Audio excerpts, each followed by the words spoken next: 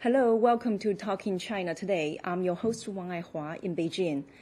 Today we'll talk about climate change and greenhouse gas emissions, as the United Nations just held a climate summit on Wednesday, where world leaders made pledges to jointly combat the global threat. But first, I'd like to discuss the issue from a personal point of view, as climate change is something we all contribute to due to our own carbon footprint.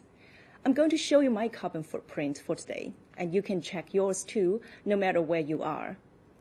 After getting up this morning, I took a shower and ate breakfast, a bowl of porridge, some sausage bread, and a kiwi.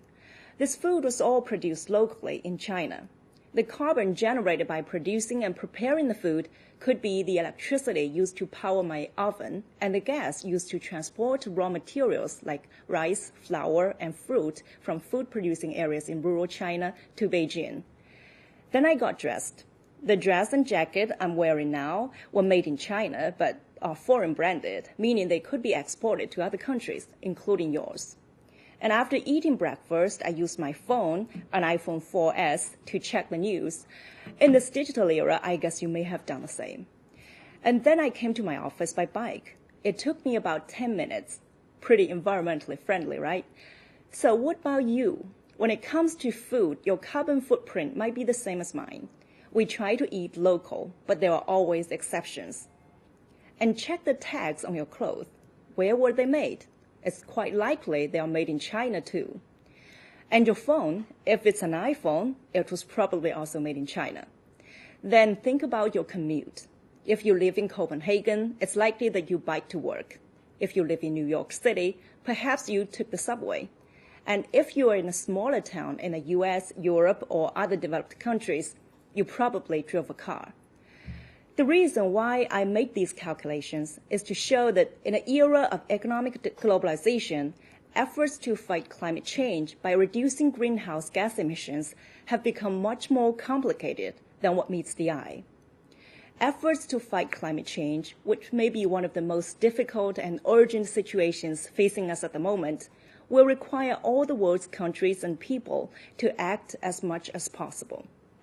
China, as the world's largest emitter of greenhouse gas emissions in 2013, followed by the United States, faces mounting pressure on this front. It has made some efforts in recent years to develop clean energy technologies and upgrade its industries. Ideally, the more China cuts its greenhouse gas emissions, the better it will be for the country and its people. If you could see the sky in Beijing today, you would know what I'm talking about.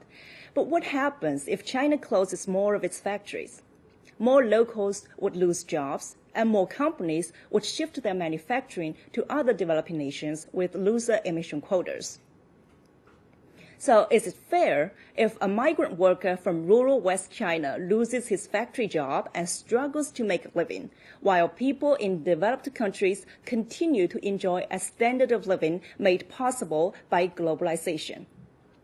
At this stage of development for China, it doesn't seem fair. Maybe after 20 or 30 years, after China gradually reforms its economy and makes changes to its industries, the answer will be yes. Of course, no matter what, China should act. This is a pledge that was made by China's Vice Premier Zhang Gaoli, who appeared at the UN summit as President Xi Jinping's special envoy. But to what extent and how big a commitment should China make to fighting climate change in comparison to developed countries? Answering this question will require more negotiations based on the principle of common but differentiated responsibilities.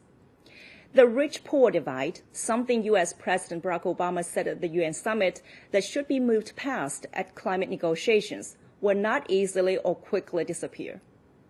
Thanks for watching this edition of Talking China Today. See you next time.